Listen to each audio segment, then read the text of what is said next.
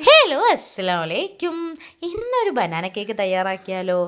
വേഗം ഒരു പാന് വെക്കുക, അതിലേക്ക് നല്ല നെയ്യിട്ടതിന് ശേഷം അണ്ടിയും കിസ്മിസും ഒന്ന് റോസ്റ്റ് ചെയ്ത ശേഷം ഇത് മറ്റേ ഡെക്കറേഷന് വേണ്ടിയിട്ട് നേന്ത്രപ്പഴം ഒന്ന് വട്ടത്തിലരിഞ്ഞിട്ടൊന്ന് മാറ്റിയേക്കുക. അതിനുശേഷം നമ്മൾ മെയിനായിട്ടുള്ള നേന്ത്രപ്പഴത്തിന് കുനുകുന അരിഞ്ഞത് ഒന്ന് നെയ്യിലൊന്ന് വാട്ടിയെടുക്കുക കേട്ടോ.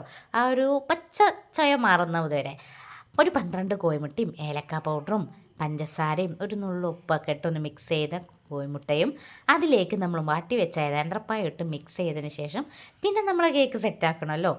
അതിനാവശ്യമായ നോൺ സ്റ്റിക്കാണ് ഞങ്ങൾ യൂസ് ചെയ്യൽ. നോൺ സ്റ്റിക്കിൻ്റെ പാത്രം എടുത്ത് നെയ്യ് ഒഴിച്ച് എല്ലാ സ്ഥലത്തും ആക്കി നേരെ ബാറ്റർ ഒഴിച്ച് പിന്നെ നെയ്യിൻ്റെ കൂടെ കുറച്ച് ഓയിൽ ഒഴിച്ചിട്ടുണ്ട് കേട്ടോ.